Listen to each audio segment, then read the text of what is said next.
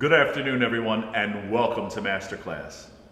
I'm John Tenaglia. This afternoon, we're going to be listening to a marvelous Mezzo Soprano Shanley Horvitz. Her panelists are Judith Skinner, Melanie Sarakatsannis, John Packard, John Horton Merry, and Maestro Stephen Lord. Sit back and listen to the live singing. Hello, my name is Shanley Horvitz, and I will be singing for you Acerba Voluta.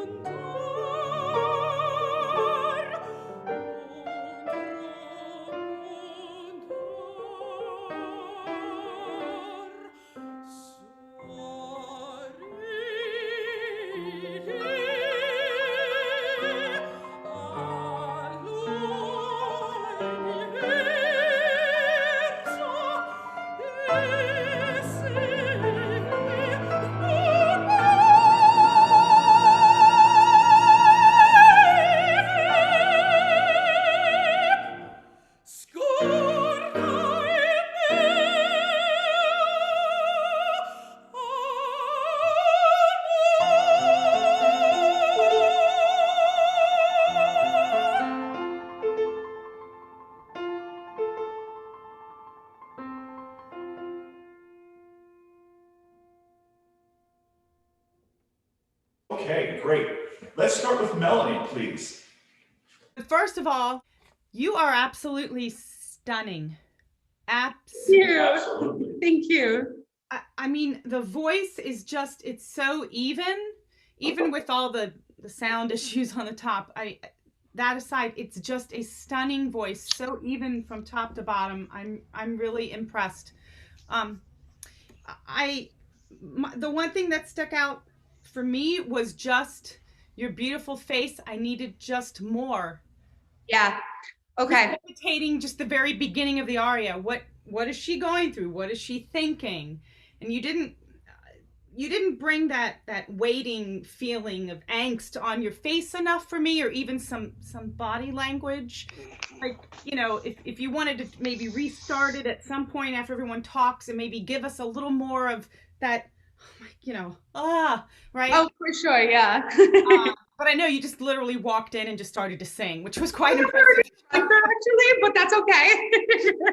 This is the first time, not that I make any excuse to it. I sometimes put my actor foot too forward and I get a little too much into the acting. This is the first time I've actually done it with a pianist, because this is a newer piece due to the pandemic. So it's really hard to get a pianist to do it in this kind of setting. So thank you and everything. It's been very interesting to learn repertoire without having an accompanist. True that. Well, I for one am impressed that this is new. To me, I thought this was one of your starter pieces for competitions or auditions or whatever. So kudos to you. Yes. Really. Great. Yes. Thank you, Melanie. Okay, let's go to Judith. Hello.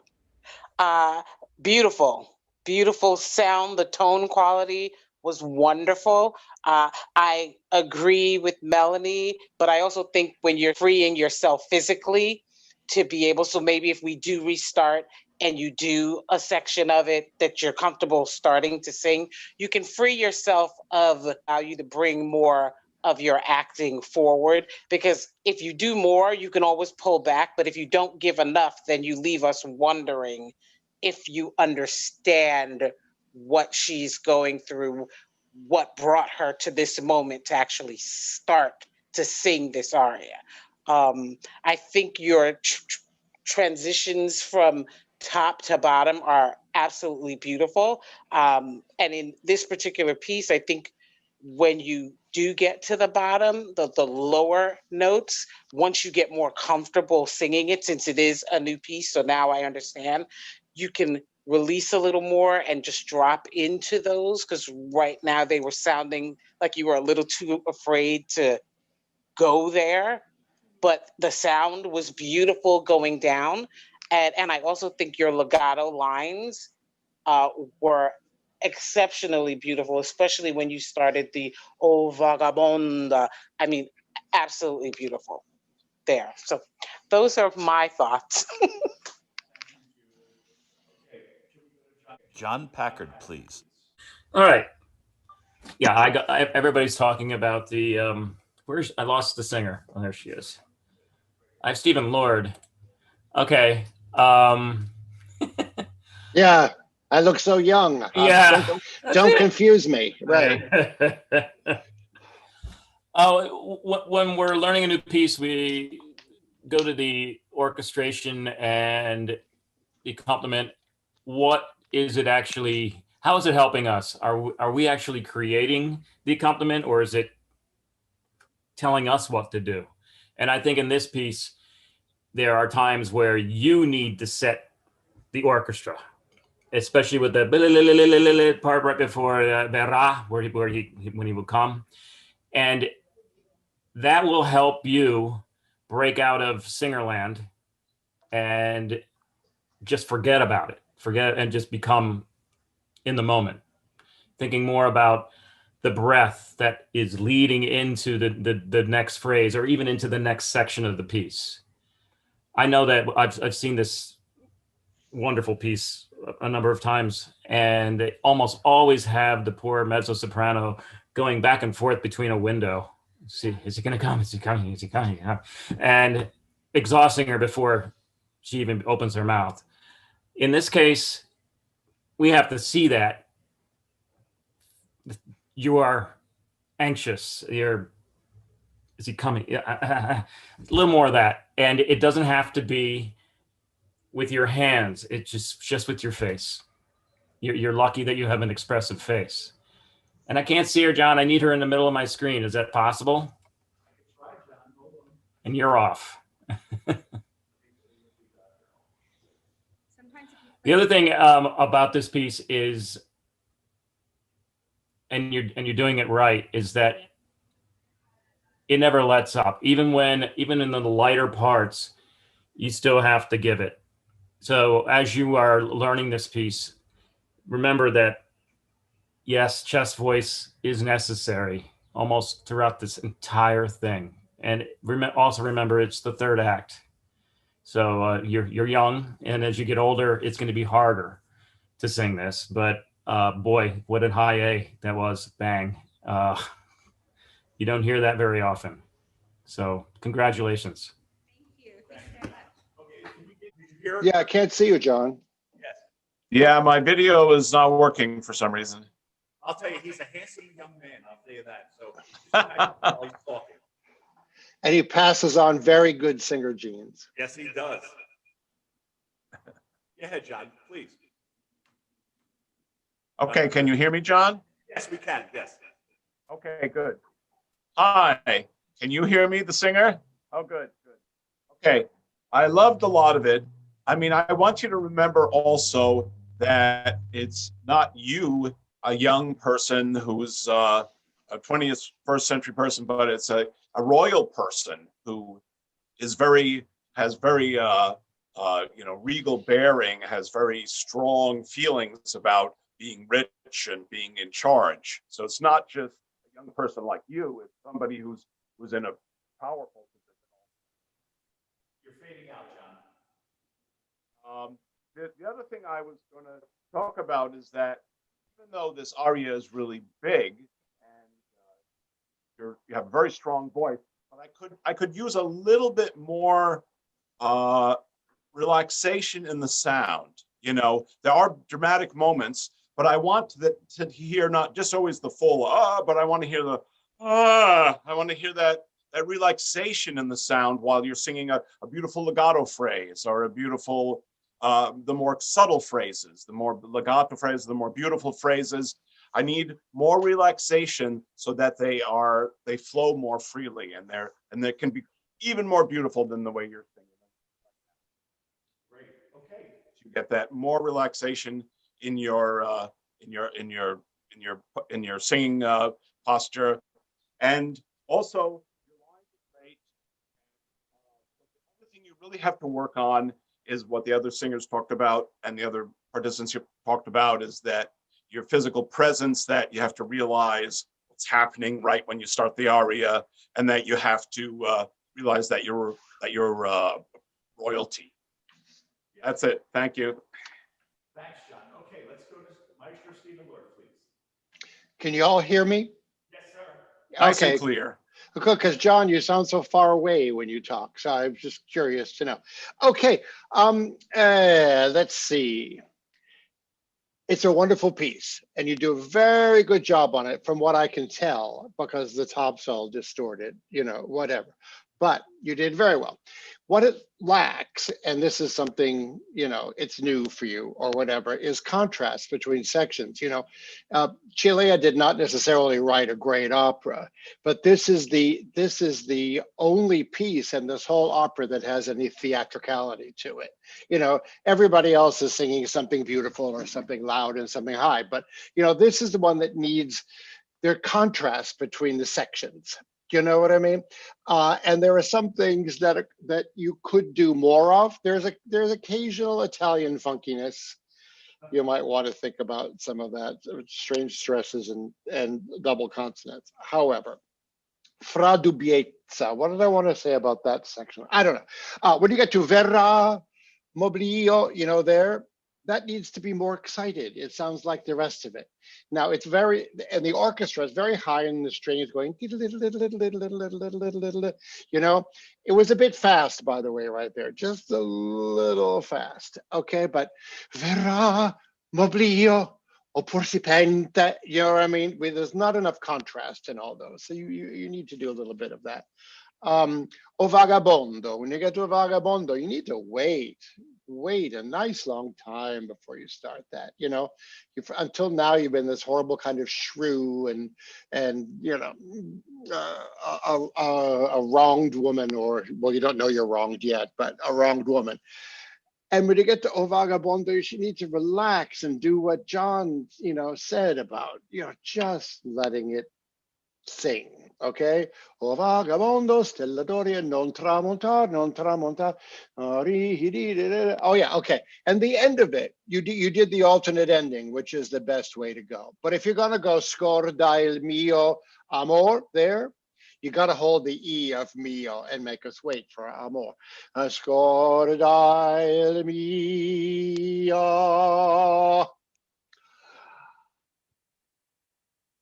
You really have to wait and do it. So you can hold that last note to the end because, well, they need to clap. I mean, this really sounds awful, but a lot of the time, this is a thing I found in singers quite often. They're afraid to do the whole watch me thing. Everybody's trying to be in the moment and be theatrical, whatever else, but this also applies to cadenzas in Handel and ornaments, whatever. There's a little bit of showing off that I find especially American singers don't want to do. Do you know what I'm saying? Does that make sense to you? Don't worry about being too big. This is big. Don't worry about scorda il mio. Make us wait, and then give us what we spent, however many dollars for the ticket. That's what I miss. It's excellent. I mean, you sound great. I don't think there's too much chest in it, but the contrasts just aren't there yet. So it's all monochromatic. It's a bit monochromatic, and I'm not really interested in you after I've heard your spectacular sound to go, good, that's a wonderful voice. Now what's she gonna do? And that's what I have to say. Why this piece, dear? Why do you like this piece so much? Why do you want to sing this piece? Well, for right now, I love studying the actual royals. I have Eboli, Principessa Eboli, as well as I'm doing Principessa Bouillon. And I would have to say, I love keeping that level. I think this Principessa, she's actually really evil. I think Eboli has this inexperience and this really spoiled child immaturity, and this princess she's maniacal. And so for this, I love this aria because before she turns that, this is kind of the turn of it. After this scene, when she has Maurizio after this, you just see that she chooses a different path. And I love this aria because it not only does it feel like it fits like a glove in my voice vocally, but I feel like on a character, it helps with the regalness of studying that at the same time. So yeah. As it begins, I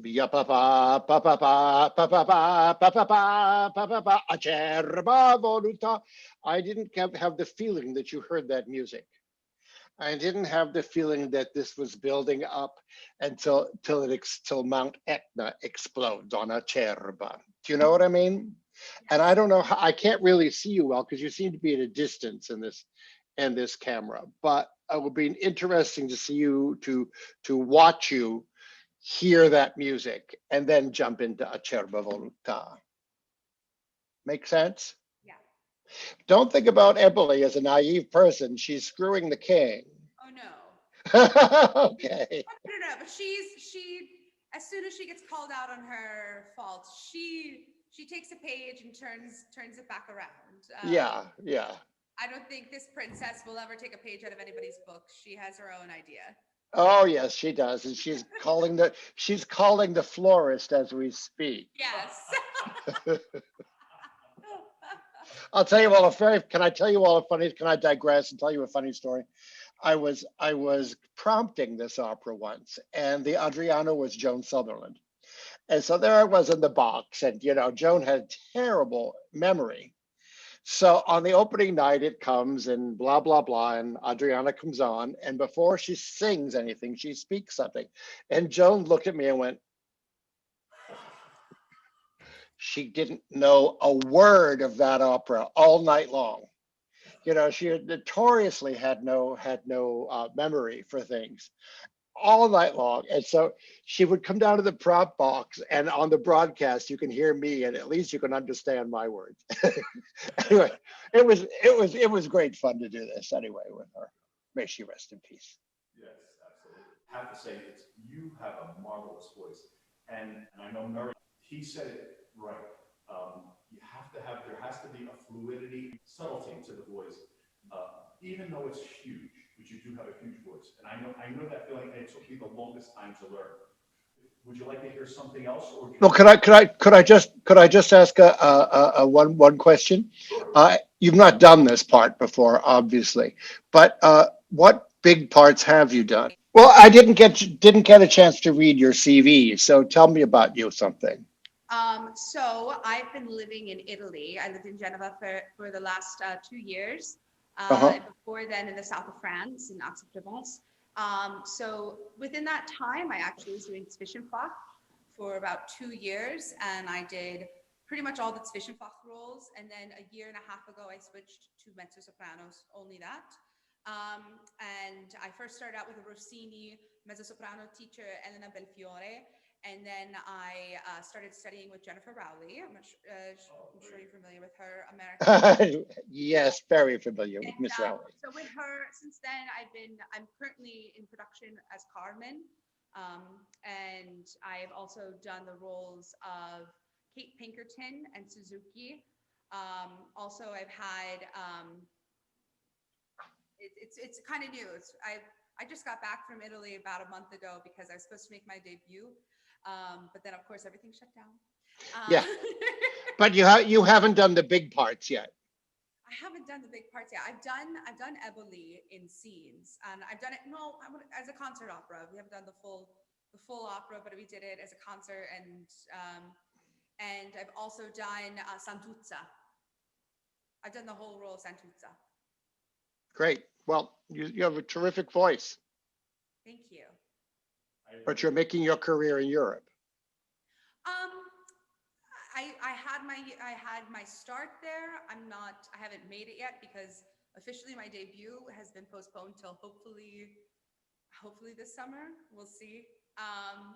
So for now I'm based here. So yeah, I've gone back and forth now too many times that I'm waiting till it's over and done with and we have the theaters open for good. Oh, I get it.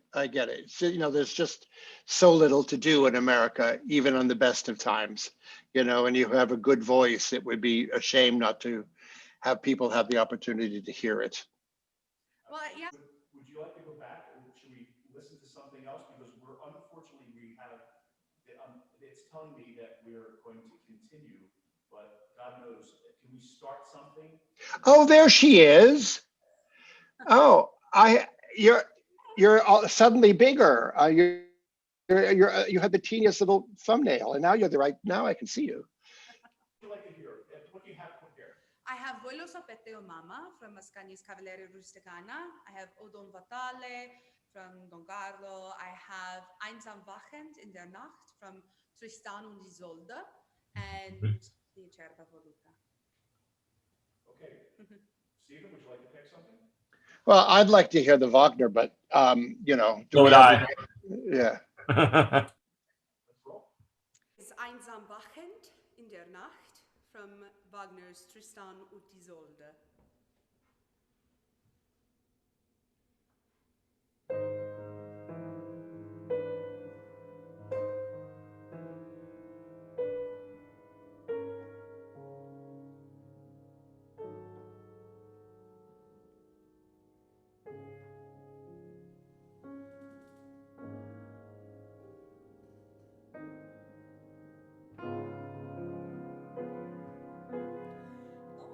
Oh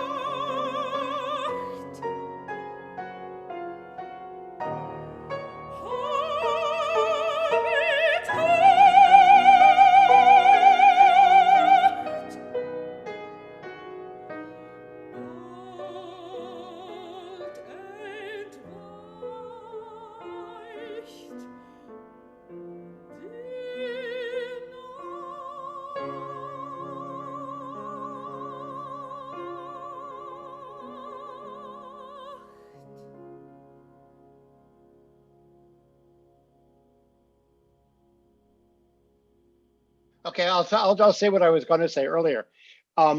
You never know. This was actually the second time through is a lot better. The long notes had more, flexibility. It all depends on where they're going to put you on the stage, how subtle you can be with this, or off the stage. You know what I mean? I mean, you're kind of the voice of the universe. So it's useless to talk about any kind of subtlety in this. So I think that it just is. But what isn't useless is to how, and you did this very well, is to how beautifully you sing it. That every note, this is the most beautiful moment in the whole of Tristan and Isolde. So, and you did this really well. You just want to be sure that all your long notes have enough of that flexibility and as beautiful as just you were singing Amarili mia bella, just that. That's all it is beautiful, beautiful. That last Habet acht, the long acht, you might want to have the feeling of that tapering somehow, as if this is because it's about to go away and back into the scene. But you sang this very beautifully. It was nice to hear it. Yes, hi. You can only hear me, unfortunately. You were always interesting to hear anyway, John. So it's nice. Well, thank you. You're welcome. The setting for this Tristan Isolde chorus is usually it's always in the chorus in the middle of this huge love duet, and you are usually backstage, so it doesn't make any difference what you're doing because it's a beautiful concert kind of piece. But when you're singing it in an audition, you do want to again create the mood right in the beginning, and the mood.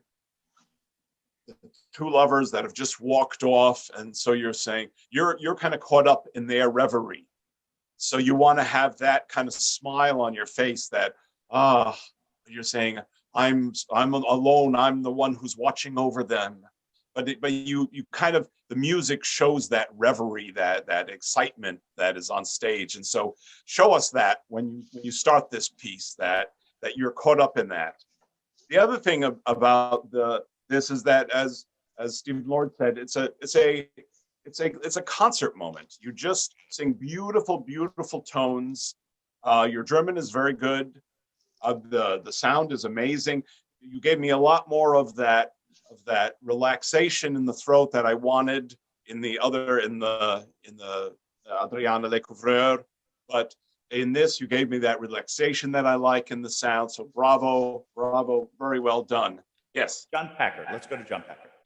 Yes, the German is is good. What can help you with, the rhythms aren't always that easy with this piece, and you are backstage. If you vibrate a little bit more on some of those ends, like I've been on the stage and heard the mezzo in the back, and the diction was unbelievably clear, but they did take more time with those consonants. The other thing is, every once in a while, your ah vowel goes to a weird place. You say and.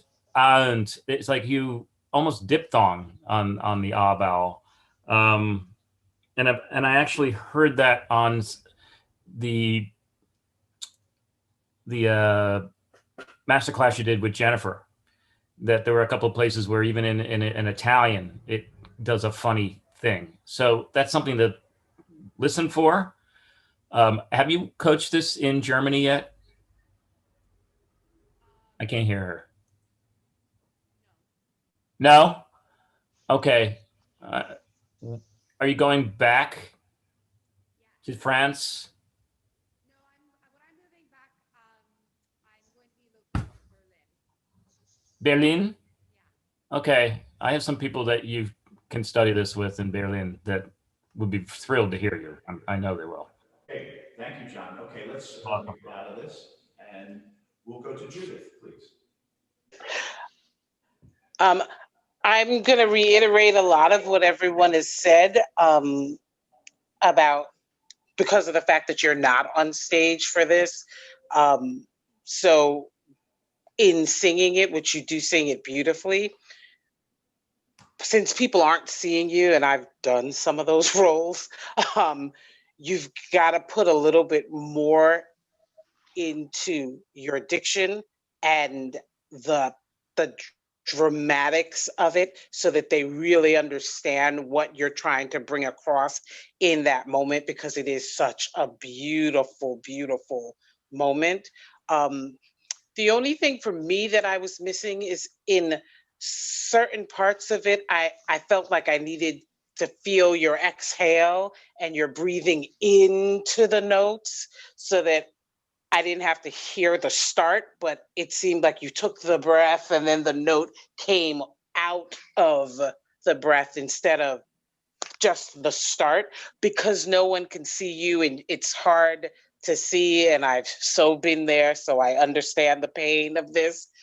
You've got to kind of prepare in advance. And since no one can see you, you can do whatever you want to do that preparation, so that it doesn't sound like you're just starting the note, that you've taken the breath and it's coming out.